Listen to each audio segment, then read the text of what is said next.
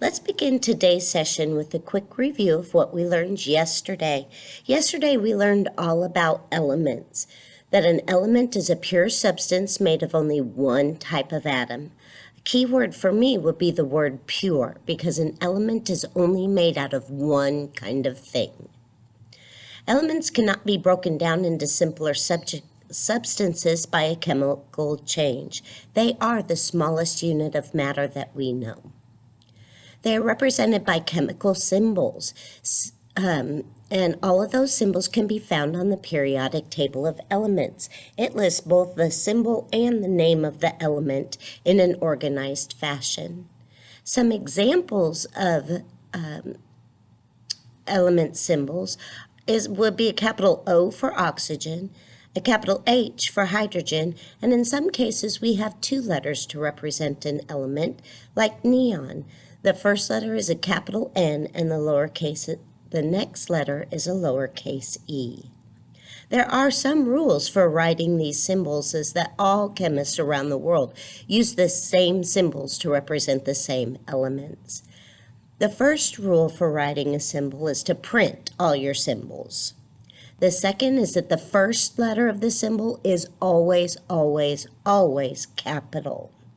If it's only one letter, that first letter is capital. If it's more than one letter, only the first letter is capital.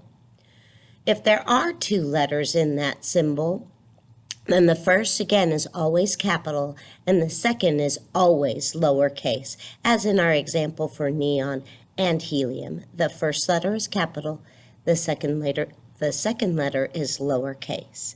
So now, after yesterday's notes, underneath the notes where you glued them, will you write a short summary of your notes? Now remember, a summary is a shortened version of what is written, and it never starts with I learned. Okay, this is all about elements, so we're going to start the summary with elements. My suggestion would be to start with the definition. An element is a pure substance made of only one type of atom and cannot be broken down into simpler substances by a chemical change. We represent them by a symbol, and we can find those symbols on the periodic table of elements. There are 3 rules for writing those symbols. That might be a good way to get your summary started. Pause now and write your summary.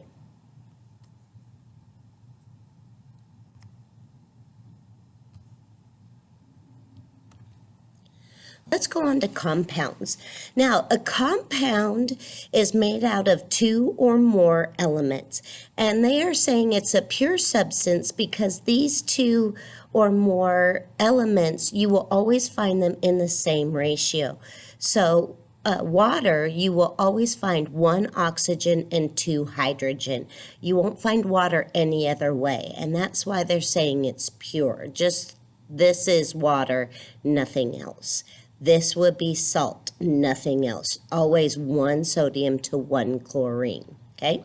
So a compound is a pure substance made of 2 or more different elements in a set ratio. Now, the characteristics of a compound. A compound can be broken down into simpler substances through chemical reactions. It's not easy to do all the time, but it can be done. Compounds have different properties than the elements that make it up. Kind of like water. We have hydrogen, which is a gas. We have oxygen, which is a gas. And those 2 combine to make a liquid, water. Liquid definitely is different than the 2 gases that make it up.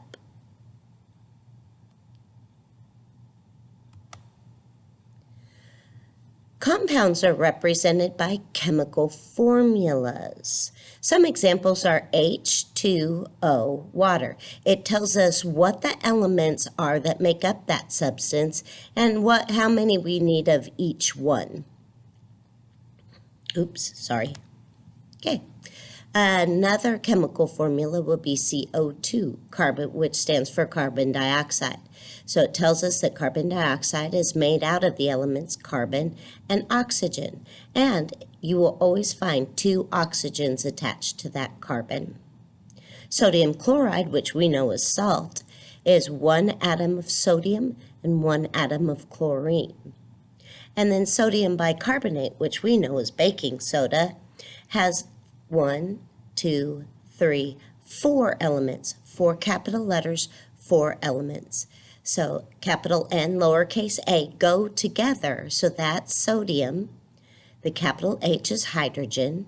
The capital C is carbon. And the capital O is oxygen. And we see it takes 3 oxygens to make sodium bicarbonate. Long chemical formula, but that's what it takes to make baking soda. Now that your notes are done, glue them into your notebook, and at the bottom of the page, draw a Venn diagram. And I want you to compare elements and compounds. Remember, label one of these circles elements and one of these circles compounds. And what they have in common goes in the middle. What's different about elements and compounds goes on the outside. Show your teacher when you are done with the Venn diagram.